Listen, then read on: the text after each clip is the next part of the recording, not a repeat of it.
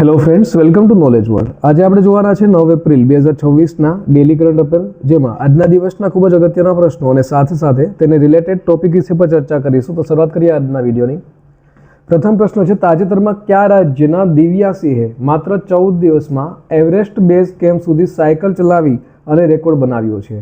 તો આ જે દિવ્યાસિંહ છે તે ઉત્તર પ્રદેશના છે, માટે ઓપ્શન નંબર એ છે તે તેનો જવાબ આવશે. અને પ્રશ્ન આવી રીતે પણ પૂછી શકાય કે 14 દિવસમાં એવરેસ્ટ બેઝ કેમ્પ સુધી સાયકલ ચલાવીને કોણે રેકોર્ડ બનાવ્યો છે? તો દિવ્યાસિંહ આવશે. તેના વિશે આપણે વાત કરીએ તો સ્ક્રીન ઉપર જોઈ શકો છો, આ છે દિવ્યાસિંહ અને તેઓ ઉત્તર પ્રદેશ રાજ્યના ગોરખપુર જિલ્લાના વતની છે અને તેઓએ માત્ર 14 દિવસમાં કાઠમાંડુથી લઈ અને એવરેસ્ટ બેઝ કેમ્પ સુધી સાયકલ ચલાવી અને અનોખો રેકોર્ડ છે તે બનાવ્યો છે. અને આ સિદ્ધિ સાથે તેઓ ભારતના પ્રથમ મહિલા અને વિશ્વના બીજા મહિલા બન્યા છે જેમણે આ રીતથી રેકોર્ડ બનાવ્યો છે. અને આ સફર છે તે 16 માર્ચ 2026ના રોજ કાઠમાંડુથી શરૂ થઈ હતી અને 24 માર્ચ 2026ના રોજ પૂર્ણ થઈ હતી. વાત કરીએ આપણે ઉત્તર પ્રદેશના બીજા આઈએમપી પોઈન્ટ વિશે. તો ઉત્તર પ્રદેશ સરકારે હાલમાં જ રિંકુ સિંહ છે જેઓ ક્રિકેટર છે તેઓને પ્રાદેશિક રમતગમત અધિકાર તરીકે નિયુક્ત કર્યા છે. દેવનાગરી લિપિમાં લખાયેલ શ્રી રામચરિત માનસની લગભગ 200 વર્ષ જૂની દુર્લભ હસ્તપ્રત છે તે અયોધ્યામાં મળી છે. ભારતીય સેનાએ ઉત્તર પ્રદેશમાં ટેકનોલોજી આધારિત યુદ્ધ કવાયત અમોઘ જ્વાલા સફળતાપૂર્વક હાથ છે તે ધરી છે. તો ઉત્તર પ્રદેશ રાજ્ય સરકાર દ્વારા 20 લાખથી વધુ ગ્રામીણ ઘરોમાં હાઈ સ્પીડ ઇન્ટરનેટની જોગવાઈની જાહેરાત છે તે પણ કરવામાં આવી છે. તો વારાણસીમાં 1 કલાકમાં 2,51,446 વૃક્ષો વાવી અને ગિનિસ વર્લ્ડ રેકોર્ડ છે તે બનાવવામાં આવ્યો છે. તો એનજીટીએ ઉત્તર પ્રદેશને રાપ્તી નદીની ઉપનદી તરીકે સુઆવ નદીનો દરજ્જો છે તેને પુનઃસ્થાપિત કરવાનો નિર્દેશ આપ્યો છે. વાત કરીએ આપણે ઉત્તર પ્રદેશની. તો ઉત્તર પ્રદેશ તો જેની સ્થાપના ક્યારે થઈ હતી? તો તેની સ્થાપના છે તે 24 જાન્યુઆરી 1950માં તેની સ્થાપના છે તે થઈ હતી. તેની રાજધાની લખનઉ છે. હાલના મુખ્યમંત્રી યોગી આદિત્યનાથ, રાજ્યપાલ છે આનંદીબેન પટેલ. અને ઉત્તર પ્રદેશમાં 3 વિશ્વવિખ્યાત વિરાસત સ્થળો છે તે આવેલા છે, જેમાં તાજમહેલ છે, આગ્રાનો કિલ્લો છે અને ફતેહપુર સિકરી.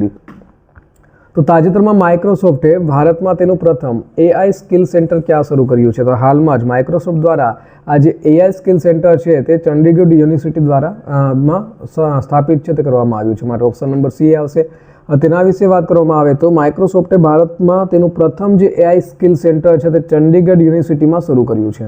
અને સ્ક્રીન ઉપર તમે જોઈ શકો છો, આ કેન્દ્રનો મુખ્ય હેતુ છે તે છે વિદ્યાર્થીઓને આર્ટિફિશિયલ ઇન્ટેલિજન્સ એટલે કે AI, machine learning, cloud computing અને અન્ય ઉભરતી ટેકનોલોજીમાં માઇક્રોસોફ્ટ છે તે સર્ટિફિકેશન અને વ્યાવહારિક તાલીમ પૂરી પાડી અને તેમની રોજગાર ક્ષમતા છે તે વધારવાનો છે. વાત કરીએ આપણે માઇક્રોસોફ્ટ. તો માઇક્રોસોફ્ટ છે તેની સ્થાપના ક્યારે થઈ હતી? તો તેની સ્થાપના છે તે 4 એપ્રિલ 1975માં તેની સ્થાપના થઈ હતી. તેના સ્થાપક છે બિલ ગેટ્સ અને પોલ એલન અને તેનું મુખ્ય મથક છે તે વોશિંગ્ટનમાં આવેલું છે યુએસમાં.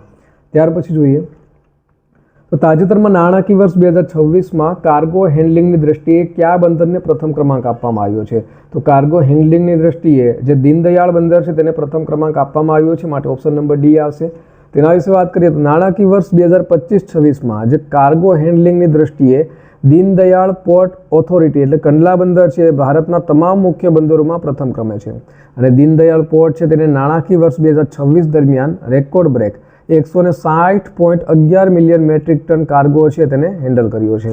ત્યાર પછી જોઈએ તો તાજેતરમાં વન હેલ્થ સમિટ 2026 ક્યાં યોજાઈ હતી? તો આ જે સમિટ છે તે હાલમાં જ ફ્રાન્સ ખાતે યોજાઈ હતી, માટે ઓપ્શન નંબર બી આવશે. તેના વિશે વાત કરીએ તો વન હેલ્થ સમિટ 2026 છે તે 5 થી લઈને 7 એપ્રિલ 2026 દરમિયાન ફ્રાન્સના જે લિયોન શહેર છે તેમાં યોજાઈ હતી. અને આ કાર્યક્રમનું જે મુખ્ય આયોજન છે તે ફ્રેન્ચ સરકાર દ્વારા કરવામાં આવ્યું હતું અને G7 ફ્રેન્ચ પ્રેસિડેન્સીના મુખ્ય કાર્યક્રમમાંનો એક છે. અને 7 એપ્રિલે વિશ્વ આરોગ્ય દિવસ નિમિત્તે હાઈ લેવલ સમિટ છે તે યોજાઈ હતી. તો આ પણ મુખ્ય મહત્વનું છે. 7 એપ્રિલે વિશ્વ આરોગ્ય દિવસ છે તેની ઉજવણી કરવામાં આવે છે. અને 9મી world one health congress September 2026માં પોર્ટુગલના લિસ્બન ખાતે યોજવાનું આયોજન છે તે પણ કરવામાં આવશે. ત્યાર પછી જોઈએ તો ફ્રાન્સના અગત્યના પોઈન્ટ વિશે જોઈએ તો હાલમાં જ ફ્રાન્સની સરકારે 15 વર્ષથી ઓછી ઉંમરના બાળકો માટે સોશિયલ મીડિયા પર પ્રતિબંધ મૂકવાનો બિલ પસાર કર્યો છે. ઇન્ડિયન ઓપ્ટેલ લિમિટેડે French company Safran electronics and defence સાથે એમઓયુ પર હસ્તાક્ષર કર્યા છે. તો ફ્રાન્સના જે નવા વડાપ્રધાન છે સેબેસ્ટિયન લેકારનું તેમણે તેમના મંત્રીમંડળની નિમણૂક કર્યાના થોડા કલાકો પછી રાજીનામું આપ્યું છે. અને ફ્રાન્સના ભૂતપૂર્વ રાષ્ટ્રપતિ નિકોલસ સરકોજી જેઓને ભ્રષ્ટાચાર અને સત્તાના દુરુપયોગ બદલ 5 વર્ષની જેલની સજા છે તે ફટકારવામાં આવી છે. ત્યાર પછી જોઈએ તો તાજેતરમાં શ્રી કૃષ્ણદેવરાય સૈનિક સ્કૂલનું ઉદ્ઘાટન કયા રાજ્યના સિંધનપુરમાં કરવામાં આવ્યું હતું? તો તેનું જે ઉદ્ઘાટન છે તે કર્ણાટકમાં કરવામાં આવ્યું છે, માટે ઓપ્શન નંબર એ આવશે. તેના વિશે વાત કરીએ તો સ્ક્રીન ઉપર જોઈ શકો છો શ્રી કૃષ્ણદેવરાય સૈનિક સ્કૂલ, તેનું ઉદ્ઘાટન છે તે કર્ણાટક રાજ્યના રાયચૂર જિલ્લાના સિંધનપુર શહેરમાં છે તે કરવામાં આવ્યું હતું. અને તેનું ઉદ્ઘાટન છે તે કેન્દ્રીય ભારે ઉદ્યોગ અને સ્ટીલ મંત્રી છે HD કુમારસ્વામી, તેઓના દ્વારા કરવામાં આવ્યું હતું. અને આ જે સ્કૂલ છે તે ભારત સરકારની પબ્લિક પ્રાઇવેટ પાર્ટનરશિપ મોડલ હેઠળ 100 નવી સૈનિક શાળાઓ સ્થાપવાની યોજનાનો એક ભાગ છે. અને આ શાળાનું નામ છે તે વિજયનગર સામ્રાજ્યના મહાન શાસક છે શ્રી કૃષ્ણદેવરાય, તેના નામ ઉપરથી રાખવામાં આવ્યું છે. હવે ત્યાર પછી જોઈએ તો કર્ણાટકના અગત્યના પોઈન્ટ વિશે વાત કરીએ તો કર્ણાટકમાં મોટાભાગની મહિલા સ્વસહાય જૂથોએ નમો ડ્રોન દીદી યોજના હેઠળ ડ્રોન પાયલટ તાલીમ છે તે લીધી હતી. તો આ ડ્રોન પાયલટ તાલીમ છે તે કર્ણાટક રાજ્યમાં આવશે. કર્ણાટક છે તે પ્રથમ ખેલો ઇન્ડિયા ટ્રાઇબલ ગેમ્સ 2026માં ટોચ ઉપર રહ્યું છે. કર્ણાટકમાં દેડકાની એક નવી પ્રજાતિ જેનું નામ છે નિક્ટી બેટ્રાચસ કાલી છે તે મળી આવી છે. કર્ણાટક સરકારે વિદ્યાર્થીઓને ઇન્ટરનેટ વ્યસનથી બચાવવા માટે એક નવી ડિજિટલ નીતિ શરૂ કરી છે. તો સંકલિત માનવ તત્વજ્ઞાન ભારતનું વિશ્વ દ્રષ્ટિકોણ પર આંતરરાષ્ટ્રીય શૈક્ષણિક પરિષદનું મૈસૂરમાં ઉદ્ઘાટન છે તે કરવામાં આવ્યું છે. વાત કરીએ કર્ણાટકની, તો કર્ણાટકની સ્થાપના ક્યારે થઈ હતી? તો તેની સ્થાપના છે તે 1 નવેમ્બર 1956માં તેની સ્થાપના છે તે મૈસૂર તરીકે થઈ હતી. તો પહેલું કર્ણાટકનું નામ છે તે મૈસૂર હતું. તો હવે કર્ણાટક નામ ક્યારથી લાગુ પડ્યું? તો મૈસૂર નામ છે તે 1973 સુધી રહ્યું. ત્યાર પછી 1973 પછી કર્ણાટક તરીકે તેને ઓળખવામાં આવ્યું. તેનું પાટનગર અને સૌથી મોટું શહેર છે તે બેંગલુરુ છે. બેંગલુરુ, જેને ભારતની સિલિકોન વિલે છે તે પણ કહેવામાં આવે છે. હાલના મુખ્યમંત્રી સિદ્ધાર્થ મૈયા, રાજ્યપાલ છે તે છે થાવરચંદ ગેહલોત. ત્યાર પછી જોઈએ તો તાજેતરમાં વી the people of India decoding a Nations symbols પુસ્તકના લેખક કોણ છે, જે હાલમાં સમાચારમાં હતું? તો આ જે પુસ્તક છે તેના લેખક છે TM કૃષ્ણ, માટે ઓપ્શન નંબર C આવશે. તેના વિશે વાત કરીએ હવે તો વી ધ પીપલ ઓફ ઇન્ડિયા પુસ્તકના જે લેખક છે તે જાણીતા કર્ણાટક શાસ્ત્રીય ગાયક અને સામાજિક ચિંતક TM કૃષ્ણ છે. તેને તમે પુસ્તક છે તેનું મુખપૃષ્ઠ સ્ક્રીન ઉપર જોઈ શકો છો. આ પુસ્તક છે તે ભારતના જે રાષ્ટ્રીય પ્રતીકો છે જેવા કે રાષ્ટ્રધ્વજ, રાષ્ટ્રગીત, રાષ્ટ્રચિહ્ન અને બંધારણના આમુખના ઉદ્ભવ અને તેના મહત્વ વિશે ઊંડી સમજ પૂરી પાડે છે. તેઓને 2016માં પ્રતિષ્ઠિત રેમન મેગ્સેસે એવોર્ડથી સન્માનિત કરવામાં આવ્યા હતા.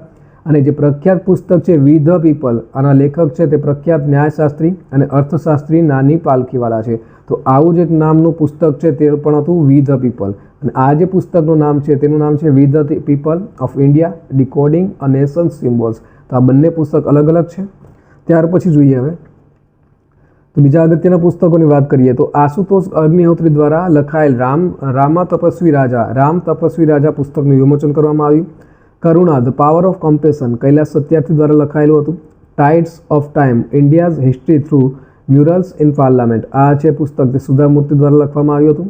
અનલાઇકલી પેરેડાઇઝ, આ જે પુસ્તક છે તે સંજય રાઉત દ્વારા લખવામાં આવ્યું હતું. અને મહાત્મા અ ગ્રેટ કોમ્યુનિકેટર, આ પુસ્તક ધીરજ કાકડિયા દ્વારા લખવામાં આવ્યું હતું. અને વિજય ગોયલ દ્વારા લખાયેલ પુસ્તક હતું Atal Bihari Vajpayee the eternal statement, આ જે છે તેનું પણ વિમોચન કરવામાં આવ્યું હતું. ત્યાર પછી જોઈએ તો તાજેતરમાં ભારતના પ્રથમ LGBTQ રાજ્યસભા સભ્ય કોણ બન્યા છે? તો તેઓ બન્યા છે મેનકા ગુરુસ્વામી, માટે ઓપ્શન નંબર B આવશે. તેના વિશે વાત કરીએ તો સ્ક્રીન ઉપર જોઈ શકો છો આ છે મેનકા ગુરુસ્વામી અને તેઓ ભારતના પ્રથમ LGBTQ રાજ્યસભા સભ્ય બન્યા છે. અને તેઓ પશ્ચિમ બંગાળમાંથી તૃણમૂલ કોંગ્રેસની ટિકિટ પર બિનહરીફ રીતે ચૂંટાયા છે. અને વ્યાવસાયિક પૃષ્ઠભૂમિની વાત કરીએ તો મેનકા ગુરુસ્વામી છે તે સુપ્રીમ કોર્ટના વરિષ્ઠ વકીલ છે. નેક્સ્ટ જોઈએ તો તાજેતરમાં જમીન સંસાધન વિભાગના સચિવ તરીકે કોણે કાર્યભાર સંભાળ્યો છે? તો હાલમાં જ જમીન સંસાધન વિભાગના સચિવ તરીકે નરેન્દ્ર ભૂષણે ચાર્જ છે તે સંભાળ્યો છે, માટે ઓપ્શન નંબર A આવશે.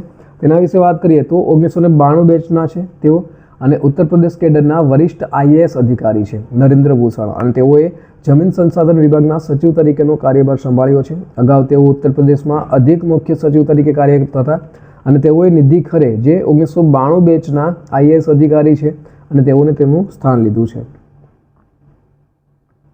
નેક્સ્ટ જોઈએ તો તાજેતરમાં યસ બેંકના MD અને CEO નો કાર્યભાર કોણે સંભાળ્યો છે? તો હાલમાં જ યસ બેંકના MD અને CEO તરીકે વિનય ટોસે છે તેઓએ કાર્યભાર સંભાળ્યો છે, માટે ઓપ્શન નંબર C આવશે. તેના વિશે વાત કરીએ તો તમે સ્ક્રીન ઉપર જોઈ શકો છો આ છે વિનય ટોસે અને તેઓએ યસ બેંકના નવા MD અને CEO તરીકે નિયુક્ત થયા છે વિનય મુરલીધર ટોસે, અને તેઓએ પ્રશાંત કુમાર છે તેઓનું સ્થાન લીધું છે. નેક્સ્ટ જોઈએ તેના વિશે તો અગત્યની નિયુક્તિ બીજી જોઈએ તો power grid corporation of India લિમિટેડના જે CMD છે તે BV રામામોહન છે. અને ચંચલ કુમારે માહિતી અને પ્રસારણ મંત્રાલયના સચિવ તરીકેનો કાર્યભાર સંભાળ્યો છે. જનરલ ધીરજ શેઠે દેશના નવા deputy chief of army staff તરીકે કાર્યભાર સંભાળ્યો છે. તો અશ્વિની ભીડે છે તેઓએ બૃહદ મુંબઈ છે તેનો એટલે કે BMC બૃહદ મુંબઈ મ્યુનિસિપલ કોર્પોરેશનના પ્રથમ મહિલા કમિશનર તરીકે નિમણૂક થઈ છે. વીર વિક્રમ યાદવને DGCEના મહાનિર્દેશક તરીકે નિમણૂક કરાયા છે. તો નોકિયા ઇન્ડિયાએ સમર મિત્તલને તેના કન્ટ્રી બિઝનેસ લીડર તરીકે નિયુક્ત કર્યા છે. હવે ગઈકાલે પૂછાયેલા પ્રશ્નોનો જવાબ જોઈ લઈએ તો ગઈકાલે પૂછ્યું હતું કે તાજેતરમાં નાસાના ચંદ્ર મિશન આર્ટેમિસ 2નો ભાગ બનવા માટે પસંદ કરાયેલ મહિલા અવકાશયાત્રી કોણ છે? તો ઓપ્શન આપેલા હતા. તો આમાં જે મહિલા અવકાશયાત્રી હતા તે હતા ક્રિસ્ટીના કોચ. માટે ઓપ્શન નંબર C આવશે. Option number C Christina coach. હવે નેક્સ્ટ જોઈએ આજનો સવાલ. તો આજનો સવાલ છે તાજેતરમાં કયા રાજ્યની હાઈકોર્ટે AIના ઉપયોગ અંગે કડક નીતિ જાહેર કરી છે? તો ઓપ્શન આપેલા છે. Option number A Gujarat, B Rajasthan, C Maharashtra અને D મધ્યપ્રદેશ. તો આનો સાચો જવાબ કોમેન્ટ બોક્સ પર કોમેન્ટ કરીને જણાવવાનો રહેશે. તો આ સાથે આજના દિવસનો જે વિડીયો છે તે અહીં પૂર્ણ થાય છે. બીજા અગત્યની વિડીયોની લિંક અને પ્લેલિસ્ટ છે તે અહીં સ્ક્રીન ઉપર આપેલી છે.